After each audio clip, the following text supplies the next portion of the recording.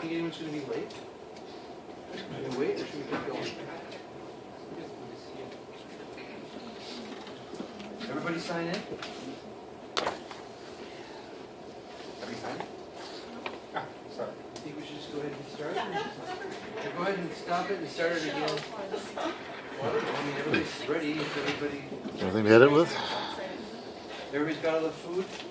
Jared's getting off. 2, 3, let's go. Everybody, welcome to Grad Connection. Today we have a very special speaker, Chris Stiller, Dr. Stiller, to talk about how to get IRB approval, which a lot of us need to do. And I think we've all introduced each other. We've kind of gotten to know each other. I want us to stay afterwards to talk if you can. I need some ambassadors to other departments. So education department, somebody that can pass the word around whenever these events happen so that, because I can't get email out to everybody. So I've got no way of communicating except for other people in the Grad Connection. So if you haven't already, log into GrizOrgs and sign up. And if you could, please volunteer to be an ambassador to your department to relay these messages to your fellow grad students. Anything else going on? Needs to be announced? All right, Dr. Stiller, thanks for joining us today. This is like an old home week for me. I used to be in this building. I was upstairs. I was in the therapy department, and I've been here for 31 years. I've been here for 3 long time. And I have been IRB for at least 15 years, and I've been the chair for the last 2 years. And I'm really glad that you invited me here. One of my goals as the IRB chair is to make sure that we have more education for students and faculty so that we can at least get just started in the right direction. You may still have some questions as you go through the forms. When I'm done, hopefully we'll have time, I can go on the internet and I can show you how to get to IRBNet, which is the program that we use here at Oakland to submit all the information and the forms that have to be submitted in order to get IRB approval, as well as how to go on City training. And City is a program that has educational modules about research with human subjects. So I can show you those two things. If anybody is in a class, I also come to some class. I don't know if people from education are in Dr. Pavanetti's class, but I will be there in February. So it will be a repeat for you when you get there. I am trying to be an ambassador for your organization. I did tell, we had a retreat, I told all the IRB members and that they should tell their students to come here. I sent them your information, so hopefully they'll get the word out because I think it's really a good thing to do. I know that people's advisors are really busy, and some of them, they might do different kind of research, so you may have some questions actually about using IRBNet or doing something that they actually aren't necessarily involved in on a day-to-day basis. So I think that's good. I also talk really fast. I try to slow myself down, and I think I'm going slow, but in reality, I'm probably not. So if I am going too fast, please let me know, raise your hand, throw something at me, whatever, and I will know to slow down. So research involving human subjects. So if you are doing anything that involves most things involving human subjects, and I'll talk about what isn't human subjects, you have to go through the Institutional Review Board, and it's for the protection of human subjects. Depending on what you're doing, if you're doing the research here, like physically at Oakland, you have to go through Oakland's IRB. If you are doing it here as well as somewhere else that has an IRB, you may have to go through both IRBs. Or sometimes if you are only doing the research somewhere else, like there are a lot of the medical students who only do their research at Beaumont. So then Beaumont becomes the IRB of record because the federal regulations say that you only really need one IRB to approve your research. So if you were doing everything at Beaumont, we have what's called an institutional agreement, and we sort of release, our power to approve it to Beaumont or vice versa. If we're the IRB of record, then the other institution will do that for us. You also need permission to conduct research if you're doing it anywhere other than Oakland. So if you are going out to schools in the community, if you're in education or you're going to some corporation, you need to get permission letters from whoever's the appropriate administrator. If you are doing research on campus and you're doing it in somebody's classroom, you need permission from those instructors. And if you are doing research on campus in common areas like in the OC or in a library or something like that, you have to get permission from those people to to do that, and when you're, from whoever's the appropriate administrator again, when you're doing that, we actually have a research credential that we have you wear that sort of looks like a press pass. And we did that because there were a lot of undergrads who were doing some research on campus, like in the OC or, outside of the rec center or whatever. And people kept kicking them out of the facilities because they said they weren't supposed to be there. So we talked with people on campus, with the person who's in charge of the OC to say, what can we do to fix this so that students don't keep getting kicked out. And these were undergrad students who were supposed to be doing this sort of mini research project in one semester. So it really, really put them under the gun trying to get this done when they kept getting kicked out, and we had to sort of start all over every time. So that's what you need to do. So the reason there are IRBs originally started with all the Nazi experimentation during World War II. After that, there were the Nuremberg trials and the Nuremberg Code. There's also something called the Declaration of Helsinki that led to a lot of the things that we're going to talk about today. The Tuskegee syphilis study, where there were black prisoners and they injected them with live syphilis and didn't tell them. That was another abuse that happened.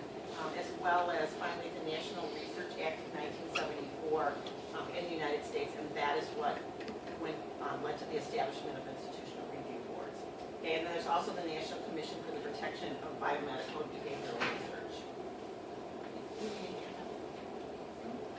Okay, so and you don't have to, this part you really don't have to worry that much, but just in case you hear somebody talking about this, DHHS is the Department of Health and Human Services, and that 45 CFR 46 and all those subparts, which again you have to worry about, just so you know that that's actually the name of the regulation that talks about protection of human subjects. There's also something called the Common Rule, where there are 17 different federal agencies that came together and they sort of accepted what the Office of Human Research Protection and the Department of Health and Human Services said that we should do in order to protect human subjects. These are just a list of the FDA regulations. So FDA has some of their own things. For example, people who are working with a new investigational device or some kind of experimental drug, those people have to go through FDA. So FDA has their own regulations on top of what what's called OHRP, the Office of Human Research Protection, has. HIPAA is for medical records. Okay, so it has to do with private information that you might encounter depending on what you're doing and what department you're in, what kind of research you're doing. You may have to access, records from hospitals or clinics, and you, I'm sure, have all signed some kind of privacy information HIPAA form somewhere along the way when you went to a doctor or a dentist or the hospital to get a test. FERPA is the Family Educational Rights and Privacy Act, and FERPA has to do with using student records. So if you are doing human subjects research that involves records from students, whether that's here on Oakland University's campus or in schools, there are some sort of rules on top of what the research rules are. So you need to be aware of those because they intersect. Okay, so as a result of all the things that went on and all the abuses with research and with the Research Act in 1974, they did what's called the Belmont Report, and the Belmont Report is the basis for what we use in order to protect human subjects. So there are 3 different things that they look at. One is respect for persons, the second one is beneficence, and the third one is justice. So under respect for persons, one of the major things that they talk about is the idea of autonomy, so that people have to be autonomous in order to make decisions about if they want to be in the research or not. So that means that they can't be coerced or have undue influence. You can't make somebody be in your research project. And there are special protections in place for vulnerable populations. So vulnerable populations would be, for example, children, prisoners, pregnant women. If you're using pregnant women, not just you have to be pregnant if you're filling out a survey, but if the research has to do with that. Fetuses, and although they are not listed as vulnerable subjects in the regulations, students are also a vulnerable population because they can be coerced or under influence. So if I go into my classroom and say, I really, really think you should do my research, you should participate in my research, I can coerce people into doing that. So in some senses, the students are also a vulnerable population. So that is the protecting people with diminished autonomy. And then last is the idea of informed consent. So that you have to get consent from people, and I'll talk about that a little bit more in a minute. Beneficence is the idea that you want to maximize the potential benefits from your research and minimize risks. So you want to make the risks as small as possible and the benefits as big as possible. So when we are reviewing an application, that's one of the things that we consider. You know, what's the benefit compared to the risk, and who's going to benefit? Is it the subject? Is it, you know, society's going to benefit? Someone besides that? And that's especially true when you're working with kids. There are some special rules for that. And then justice means that the risk and benefits are equally distributed among those who will benefit. So you can't just pick specific people. You can include and exclude somebody if it has to do with what you're doing as part of your project. But you can't say, you know, I think that my people who are going to be in my project are going to benefit, so I'm only going to pick men, or I'm only going to pick women, or whatever, because those are the people who want to benefit. Okay, so what is human subjects research anyway? First of all, when you look at what happens with the regulations, there is a whole bunch of decision charts. And so one of the first things you want to ask yourself is it even research what you're doing? And it may be that what you're doing, for example, some of the things that we do at universities, it might be program evaluation, or it might be a quality assurance program if you're working within a corporation or something like that. So to be research, it has to be systematic. So you have to have some kind of plan for what you're going to do. It can include research development, testing, and evaluation.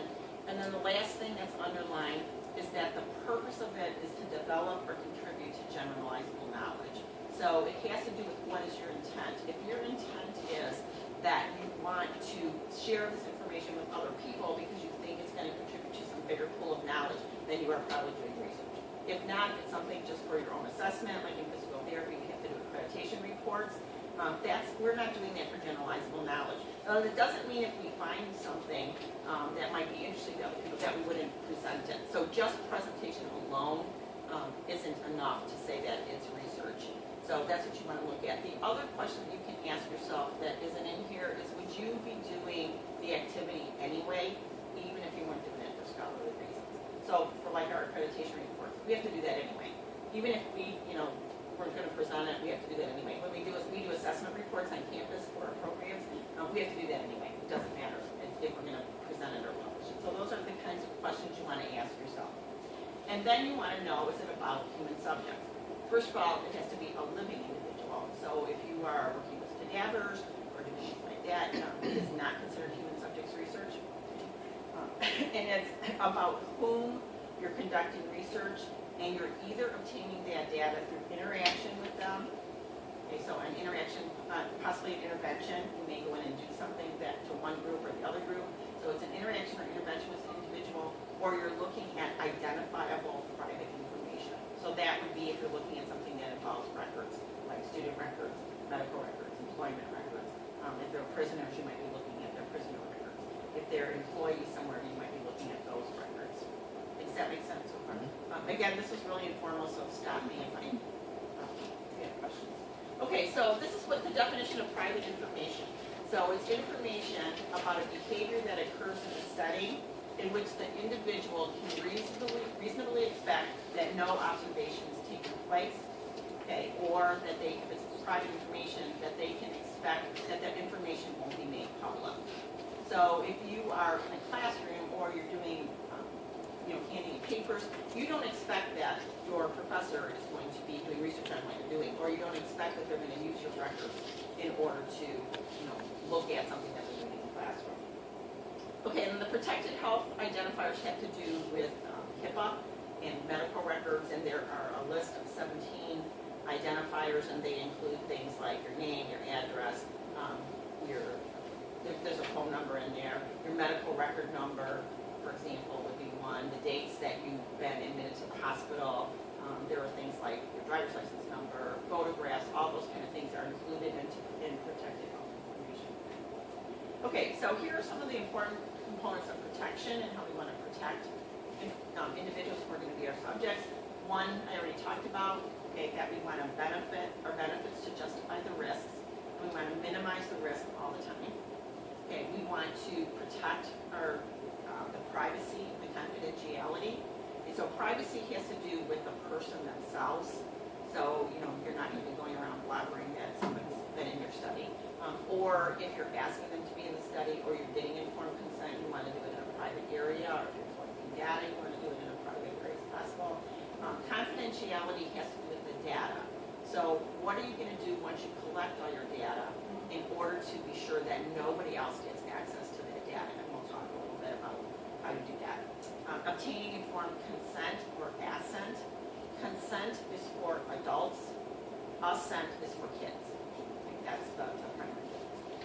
When you are doing studies with kids, you also have to get permission from their parents. And the information that's included in the parental permission is the same information that's included in an informed consent. But instead of saying, you know, you agree to blah, blah, blah, you're going to say you agree to get your child to do this. You also have to keep in mind, if you're doing research with the kids, the parent can say they want their child to be in the study, but if the child says no, you cannot use that child's information in their study. And we've had some instances on the IRB of studies being reviewed where the parents really wanted we were worried that the parents really wanted their kids to be in the study because the intervention was a counseling technique that they thought their child would benefit from, and some of the kids did not want to be in the study, and so those kids would not be in the study. Does that make sense how that works with the kids? You want to report any adverse events related to research. So if something happens that wasn't supposed to happen, or you have to get your IRB application approved on a yearly basis. If you forget to do that, you will be found in non-compliance and things like that. But if an adverse event is something, like I said, that's not supposed to happen. Now, if somebody gets hurt while you're doing your research or something else happens, that doesn't necessarily mean that it's an adverse event if that's one of the risks of the study. So in physical therapy, for example, we may be doing something where we use electrodes sometimes to measure muscle activity, and one of the risks of that is that you can have an allergic reaction to the electrode paste or whatever you use to adhere it. Okay, so if that happens, that's not an adverse event. That's something that we told people this could happen. So an adverse event is something that was not a risk that you thought about, it just happened. People, and most of the stuff that all of you are going to be doing, the stuff that I do, is pretty non-invasive and it's pretty low risk. But if you think about clinical trials that you're doing in hospitals where, they're working with people who have cancer or other terminal diseases, or people who are just really sick and they're trying out new investigational drugs, people could die. So we have to look at that. We don't, like I said, we don't have that many here in Oakland, just because of the kind of research that students and faculty do here. Okay, protecting special populations we already talked about. Okay, so Oakland uses IRBNet, and if you go to irbnet.org, that's the online submission, and that is where you'll find all the information. And this is the thing I was talking about, where I'll open this up before at least I can show you that. Judette Haddad is the person, and I think her title is no longer compliance coordinator. She's the IRB manager now, I think. But she has been here for a long time. She knows a lot about the IRB and a lot about what the regulations say, way more than I know. And she is extremely helpful, and there are other people in the research office who can also help you. That is my contact information, and the IRB office number is 370-2762. So if you just call that number, you should be able to get somebody to help you with that. Okay, the other thing you have to do is, I mentioned earlier, everybody has to complete city training, and I will show you that website later too. You also have to complete a conflict of interest form for each study. So every time you're involved in a study, whether that's as your own project or you're working as a research assistant with faculty, you have to complete a conflict of interest form to say that you don't have a conflict of interest. So if someone's working on a device that's going to be patented and going to make a lot of money, or there's something where you're doing an intervention and it might be a clinic or something like that, or a school where somebody's going to make money for it and that somebody is due, you have to fill out this conflict of interest. That doesn't mean you can't do the research. It just means that you have to tell the people who are in your study that you may personally benefit, you or your family may personally benefit from this. And I think it's over $5,000. It's a lot of money, but you have to reveal that you have a conflict of interest to people. Yeah. Well, you said that we could call them in the office. I was wondering what reasons we could call them for, because sometimes there are like clarification that we need with something that they require in the application. Yes. And it takes about a week for just like a line of changes in the application. So is that something we can call them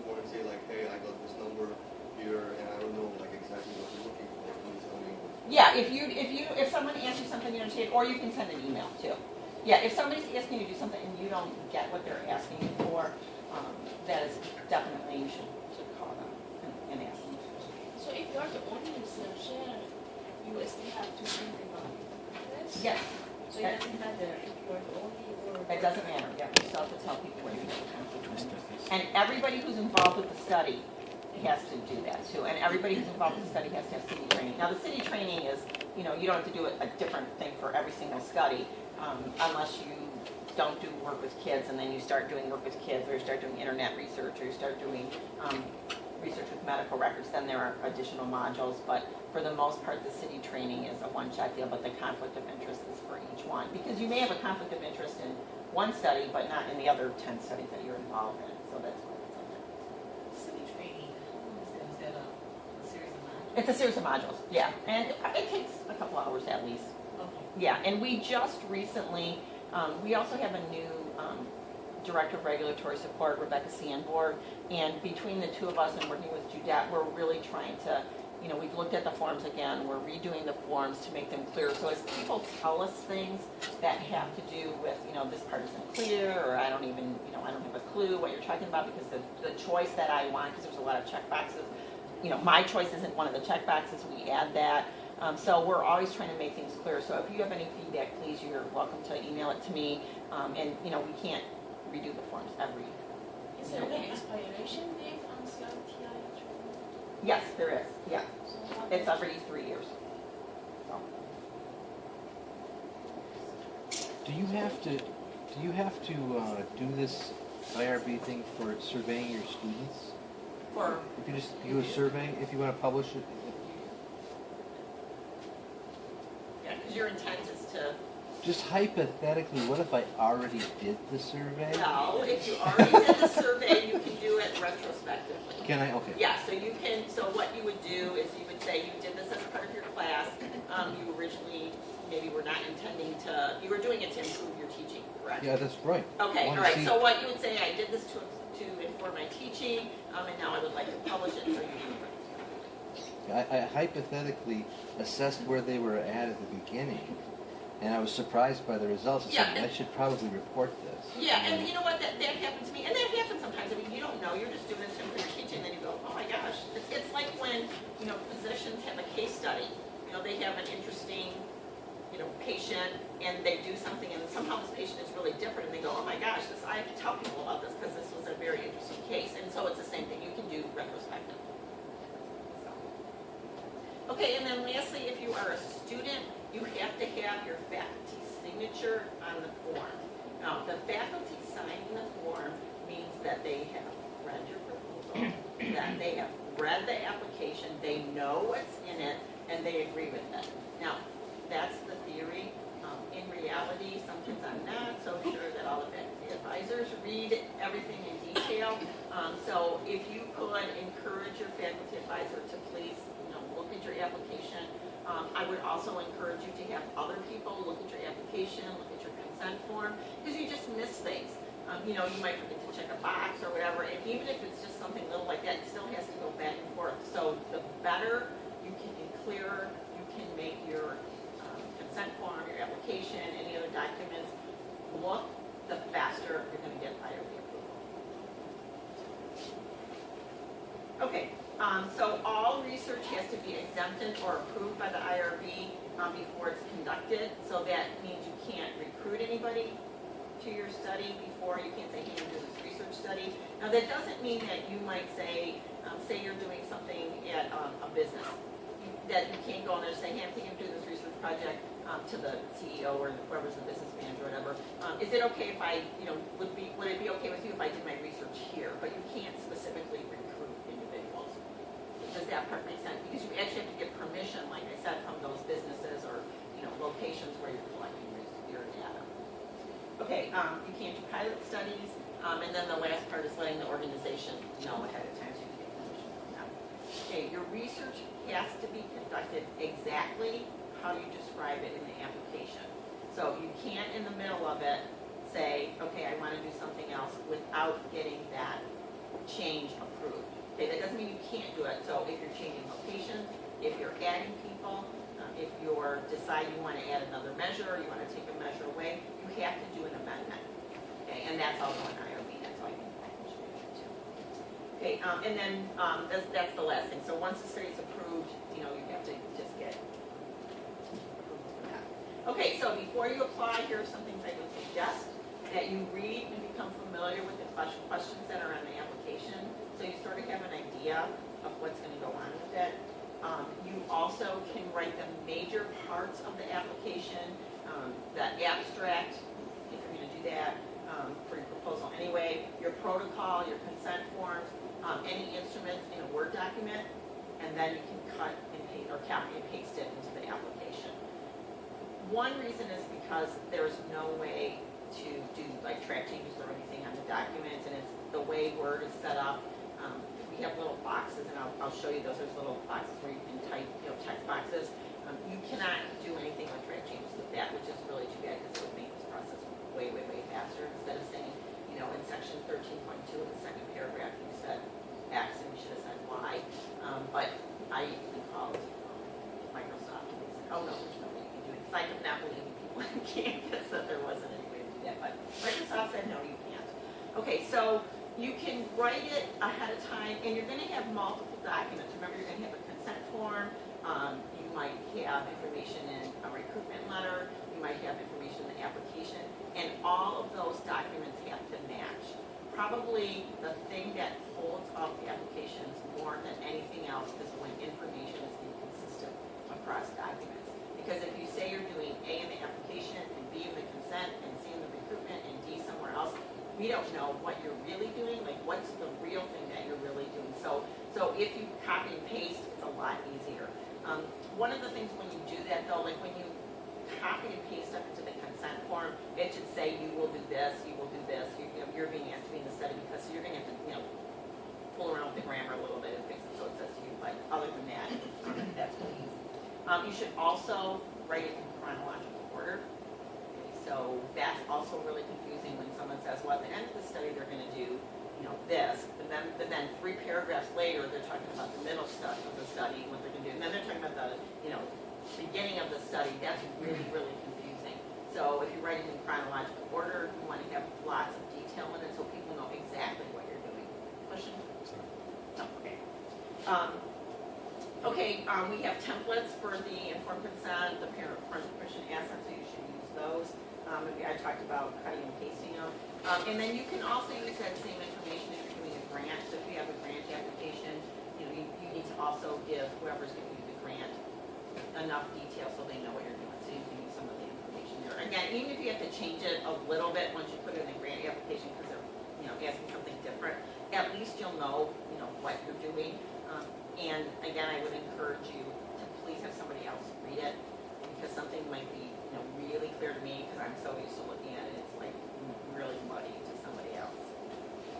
Okay, so be consistent, make sure you have the same wording. And again, this is in big giant letters because that's the biggest mistake that people make. You have to allow ample time to review the process. There are 3 different types of applications, and I'll talk about these in detail, but just in general, they are exempt, meaning they're exempt from the federal regulations. We still look at them and we let you know they're exempt, and you still have to tell people what you're doing. But those studies are a little bit different. They're really low risk, like your survey or retrospective, those would be exempt. Expedited, you should submit at least 6 weeks. A full board, you should submit at least 6 weeks in advance. And then the exempt at least 4 weeks.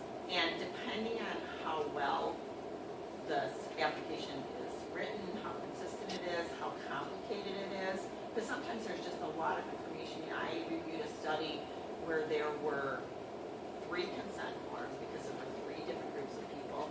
There were 2 different parental permissions, and there were assets for kids that were 2 different ages, and everybody was doing something different. So that was really complicated. So that took a long time just for me to figure out, okay, these people are doing this, and these people are doing this, and these kids are doing this. So you want to make sure, again, that it's as consistent as possible. Okay. If you do a full board means it's more than minimal risk. That takes a little bit longer, and it has to go to a convened meeting of the IRB. So when we meet once a month on a Thursday, last Thursday of the month in general, and I'll talk about that later. Okay, again, we talked about this, having your faculty advisor, please read it, and make sure you sign it. Okay, you already said you submitted to irbnet.org. You're also gonna attach the city training certificate. People can get a certificate from the city. And so there's a couple different ways to do that. One way is just to print and scan what you did. And I think that Judette can go into city and actually find it. It's just faster if you just submit them all. And you're gonna have to play around with IRBnet just to figure out how to do the process, because even if I explain it, you probably don't think it's just those out here, here's what you're not actually doing. And then attach the conflict of interest forms.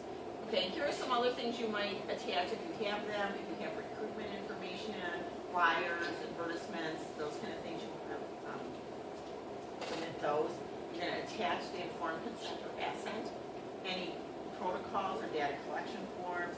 If you're doing interviews, for example, after the focus group interviews, you're going to attach a copy of the questions, and then any other information that you need to apply. In Site, for example, they do a lot of standardized testing that might measure, some type of affect behavior or emotional intelligence, cognitive functioning, those kind of things. They attach copies of all of their protocols and all their standardized tests.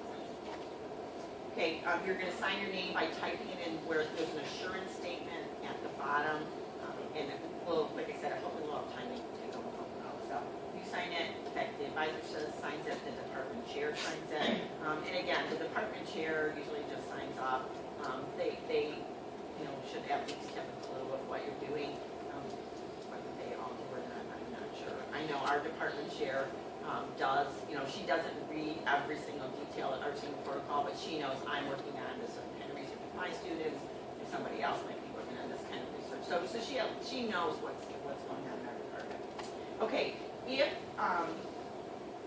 you are working with someone who is outside of Oakland University, so suppose the person who really has the best content knowledge or something is outside of Oakland, and something happened in your department, they let you use an outside person, or it's somebody on campus who's not a faculty member, like sometimes people will work with people who are in administration at Oakland, those people are not faculty members, or they might have somebody who's an adjunct or something like that. Those people have to get special permission from the Office of Research Administration in order to be your faculty advisor. Is it enough to get a one-time permission for an adjunct, for example? For non-adjunct? For an adjunct? Yeah, there's a form that they fill out. So they fill out the special form, and I'm actually a special instructor, which means I'm not on a tenure track, I'm on a different track. And I have to fill one of those out, and they just keep it in the research office. And I filled it out probably 15, 20 years ago. At that point, can they be considered, for all intents and purposes, like a faculty member, or does it still always have to be another faculty member sponsoring